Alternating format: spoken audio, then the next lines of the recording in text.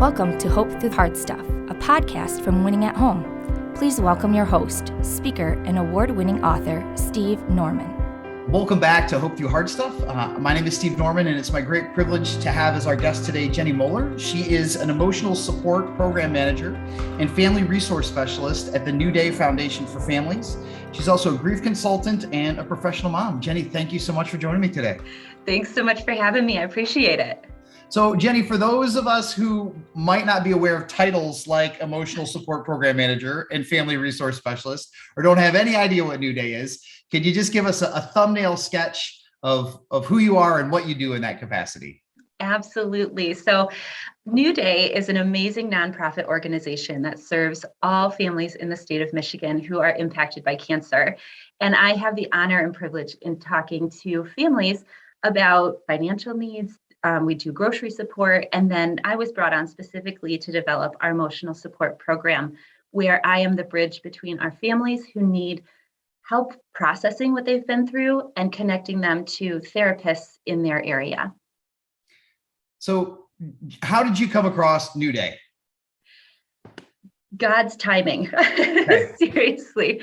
So I had just started my grief consulting business called New Normal, and Gina Spain, who's the founder of New Day, it gets very confusing, but she had come to the church where my family and I attend and had spoken about her journey through cancer and widowhood. And I knew right after the service that I had to go meet her. I was incredibly intimidated, and my mom had to essentially push me over to her to talk with her. And we grabbed coffee within 2 weeks to talk about how a grief consultant like myself could support the families that she's seeing come through New Day. And so that's how we connected. She looked at me across the table and said, "I'm going to hire you within a year." And by golly, she kept her word. So Jenny, what is it about your story that makes you uniquely equipped to do this work? Yeah, my late husband, Aaron, was diagnosed with cancer in 2011. But even before that, he was originally diagnosed with pediatric cancer in 1992 as a second grader. And he survived that against all odds. And I had the honor of meeting him in college, and he shared with me that he was a cancer survivor and would probably, need a kidney transplant and all these things. And so if I wanted to step away from the relationship, I could. And I looked at him and said, "If you're trying to break up with me, you're doing it wrong." So after that, we got married. We had our first son in January of 2011. And my husband had had some back pain. We finally pushed hard enough to get the scans that he needed to identify that he had cancer. That was in June of 2011. And then January of 2013, he passed away. So then I was 28 with a 2-year-old and widowed.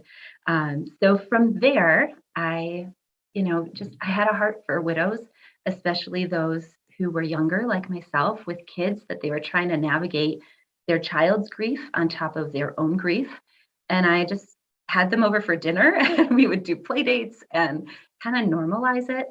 And then from there, just being able to have the opportunity through New Day to talk more and more with our caregiving spouses, our surviving spouses, talking with them about how to talk to their kids about cancer and move forward from that.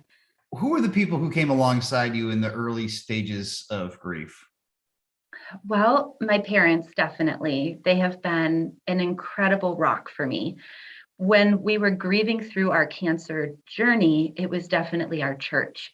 My husband and I moved to Pittsburgh right out of school so that I could pursue graduate school.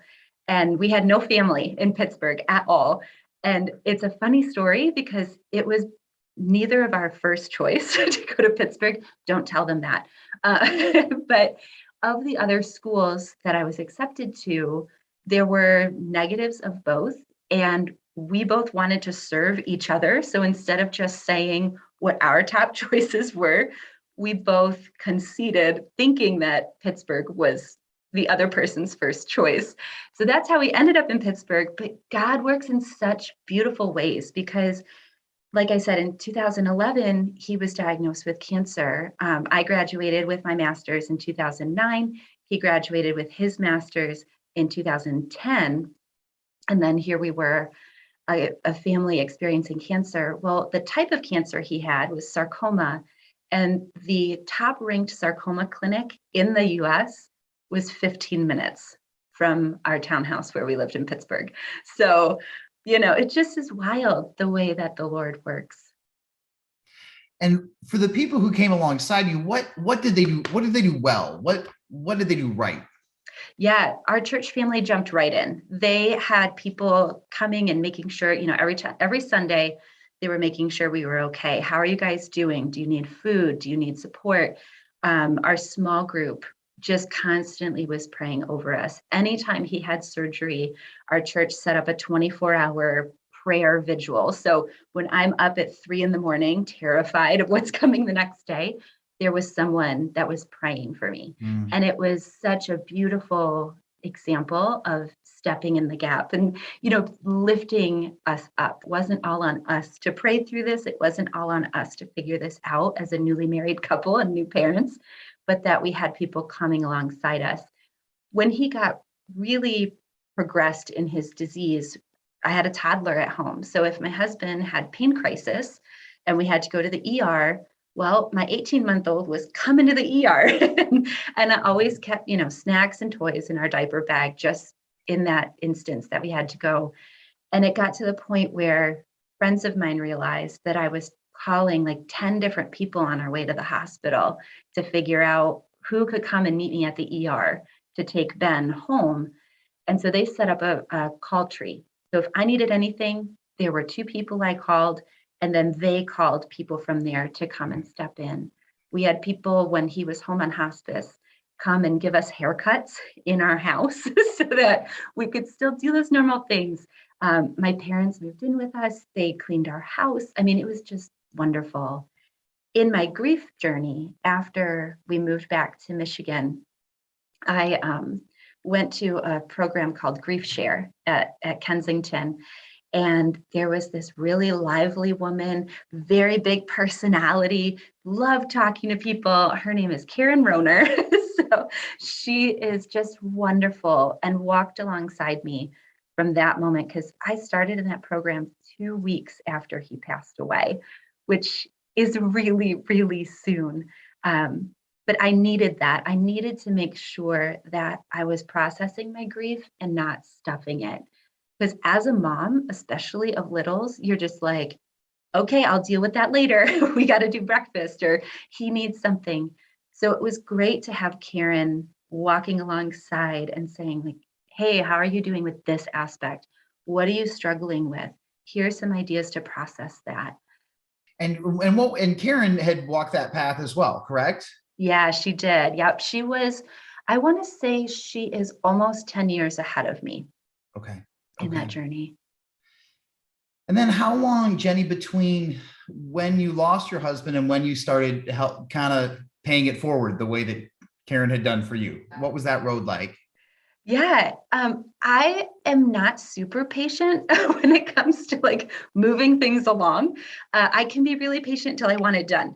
So another thing that I did as part of my healing was to do a race series in the year that Aaron passed away. So he passed away January of 2013. And by March of 2013, I had organized a race series on, a nonprofit or non-taxable bank account or something for people to make donations in Aaron's name. And then I had lined up 13 families or organizations to run for. So each race was dedicated to a particular family or organization. And my goal was to have $20 essentially donated by my parents for each person. And I ended up raising $13,000 total for these families. And they were anywhere from a little guy in Texas who had a brain tumor. And we were able to send hundreds of dollars down there to help with medical bills, provide a date night for the parents. We also supported another family that looked a lot like mine, where the husband was on hospice, was not doing well. And I ran his race, and I think he passed away about 2 weeks after. But being able to send that money to help with funeral expenses or groceries or whatever the family needed. And there were people who told me I was literally running away from my grief, but it was so therapeutic for me to take my grief and get it outside of my body and to Mm, do something productive with it. I didn't want to just go run miles for myself. It mhm. needed to also benefit others. So to answer your question, kind of right out the get-go, I was already talking with families that looked a lot like what I had gone through. Um, but specifically working with widows, as I said, I just had them in my home. I would have dinner with them or meet them for coffee while my son was at preschool. And then more formally, I started New Normal in 2019, right before the pandemic hit.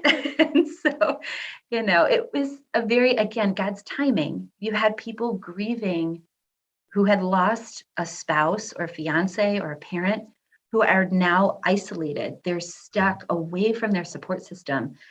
So I felt like God's timing was just really beautiful bringing me in.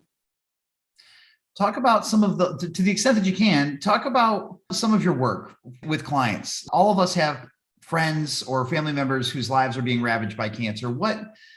Every situation is different, but what are some general principles that you've learned along the way as a consultant and as an emotional support expert to help people? Like, what tools would you offer to people who want to be gracious and kind and helpful? Absolutely. So like to the caregivers, right? And the Yeah, support system. yeah. Yeah. I wanted a checklist. So here are the things that I need to do. That's very much how I am. I'm type A, oldest child, all the things. And that doesn't exist. So for me, giving that gift to my clients of grace, when I hear someone tell me, like, well, I'm not grieving right, or I just want to make sure I'm doing it right, I walked into Grief Share with that same mindset. Like, I feel like I should be crying more, I should be crying less, Right, or right. I should not be eating. Um, Normalizing that this person that has passed is unique to them in their unique relationship with them. So, my mother in law and I did not grieve Aaron in the same way. She was his mother, I was his wife. And making space for that, I think, is the best gift that you can give someone who's grieving. Don't put your timeline of what you think they should be doing onto them. They have enough to deal with, they have enough weight from the grief that they don't need our expectations on top of them. On top of that, I think being creative in how you step in and help. Everyone immediately thinks of meals, which is fantastic. And that's really, really important. But when you have a freezer full of lasagna and it's you and a toddler eating, you can't eat that much. So Sure. things like, hey, I'm going to come over at 9 a.m. and grab your laundry. Just put it out in a basket on your front porch. I'll grab it. When it's done, I'll send you a text. If you want, give me the code to your garage so I can put it in there so it doesn't get rained on or get leaves in it or whatever. That was amazing, not having Mhm. to worry about folding laundry or when that was going to get clean. And oh, shoot, there's wet clothes in the wash for 3 days. So thinking outside the box, people need help cleaning. And it's not just when they're in the crisis of cancer or a terminal illness or ICU injury sort of thing. It's also in the grief. Grief isn't just emotional. It doesn't just show up as I'm just really sad. It's also physical. There are times where you physically have to force yourself to get out of bed. And I was blessed to have a toddler, so you really don't have a choice. He needs breakfast, he needs help getting dressed, all the things. And if it's too quiet, it's dangerous.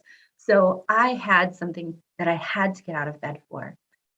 A lot of the women that I work with, they're older, they're empty nesters. It's just them trying to get out of bed. I actually had a friend who noticed this. She noticed, like, gosh, I get to talk to my husband every morning, and he tells me I'm beautiful, have a great day, or what's coming. And Jenny doesn't get that.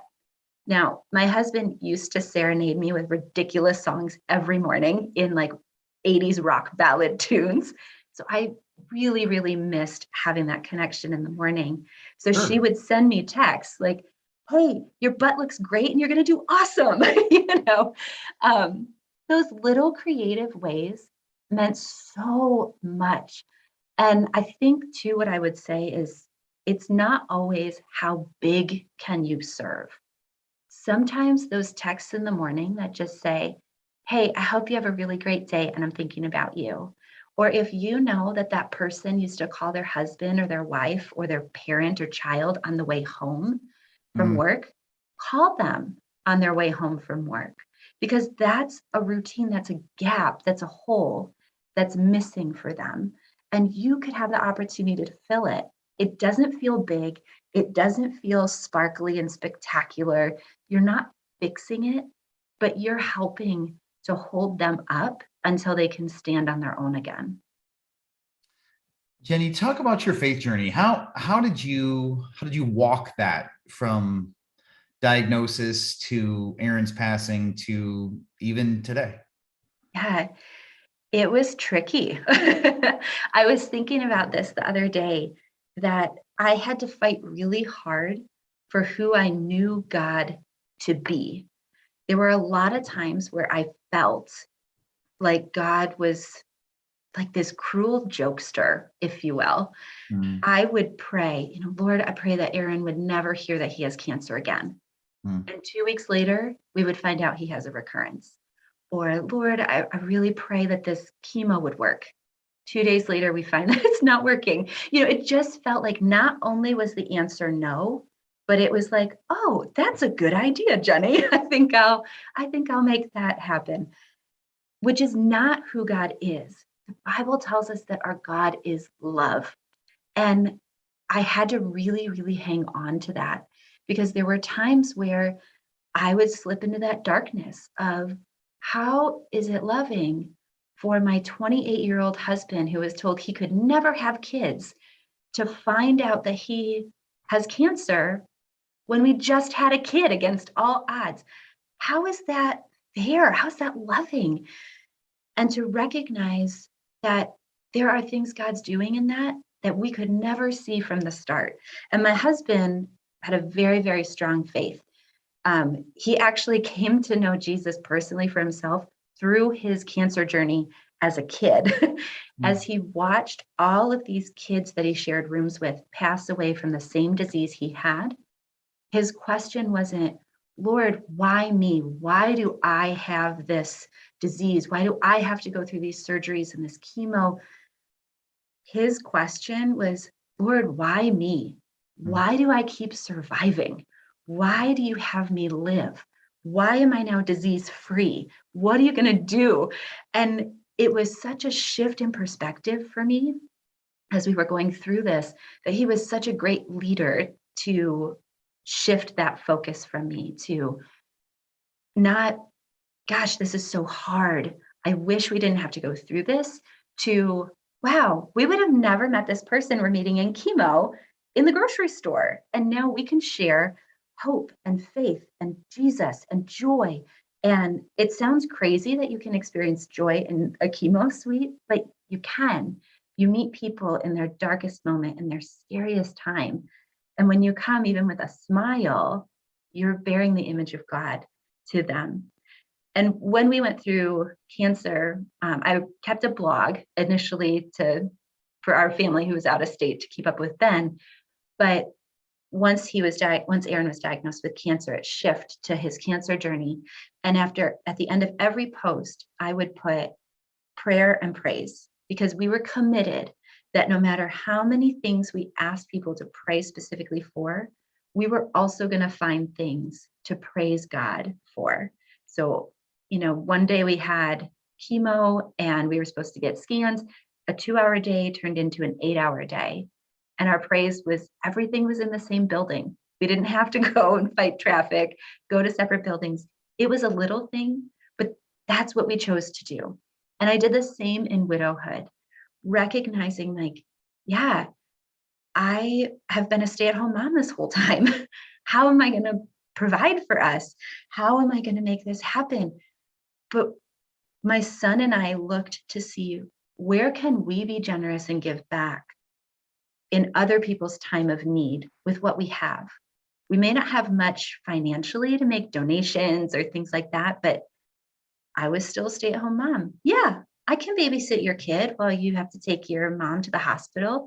Absolutely. we can foster this kid for 3 months because we have an extra bedroom in our house. And, you can go and work and make sure that you get caught up on your rent and get to a place where you can care for your kids. And we'll watch your daughter for a while. I mean, just crazy things to allow God to use us in our pain. And I love, there's a verse in Proverbs that talks about that God will fill us so that we can pour out onto others. And then there's another verse that talks about being the comfort, sharing God's comfort that you have received to comfort others. And so my son got to walk alongside and see how we pour into other people. And it doesn't mean that you have to have a lot. It's those small details, those small little things where you can step in. But if I'm honest, there are still times where I have to go back to who I know God is rather than who I feel he is. I'm a very emotional person, so that can be tricky, but I know that God is good. I know that he is loving. I know that everything works to my good. And that doesn't always look like comfort and happiness and my beautiful scrapbook of the way I have things planned out for my life. But sometimes that looks like going through really hard stuff to, play on your podcast title, going through the hard stuff to be used in it when you come out the other side for other people who are there. Oh, that's so good, Jenny. I have a friend who has an adult daughter who's in her mid-20s, and her cancer journey looks like it's taken a turn for the worse. And she's just trying to figure out like where the anchors are. And she said something fascinating to me the other week. She said, I've moved from praying for healing to praying for mercy. Just that God would be merciful to our family, and that God would be merciful to my daughter, and that God would be merciful to her husband in her year-old marriage. What do you say to people who are just getting blow after blow of bad news and are really close to the edge of despair? I feel you. That's what I would say. I feel you. I love your friend's phrase of praying for mercy. And I really leaned on the fact that God says that the Holy Spirit groans for us. When there were things that I didn't even know how to voice it, I could barely come to the Lord in prayer. And all I could say was, Jesus, just Jesus, Yeah. To know that that was being translated. Practically speaking, I would say make sure that you have someone you can cry with. Make sure that you have someone that you can really be open and say, I'm having a hard time in my faith. I'm having a hard time having hope that we are going to get through this, that we can come out on the other side and not be completely damaged. I'm just really struggling. Find someone who doesn't try to fix you in that moment, but will instead do what Job's friends did at the beginning and just sit with you, just be with you and allow you to be broken and hurt. Because no matter what that pain is, no matter what the hard stuff is, it's hard, it's painful, it stretches us. I just read a devotion about how God doesn't always do things to confirm our faith, but he also acts in ways that stretch our faith. And stretching, pruning, they never feel good. they always have some discomfort, okay, how far can I stretch? How far can I go before I just completely snap? And I would just really encourage that community is so important. It's so, so important. And if you don't have that, there are tons of resources like New Day that can help you get connected. There are people in your church. I thought it was incredible. My husband and I also experienced a miscarriage before we had my son. And until I shared that I was going through this grieving process of a miscarriage, I didn't know a single person in my church who had experienced that. once I was willing to be vulnerable about my pain and start to share it with my close circle, all of a sudden everyone started coming out of the woodwork. And I realized there are a lot of other people who are holding pain really close and on their own, when we could all be bearing one another's burdens together and making it a little bit lighter. Sure. I was in a situation yesterday.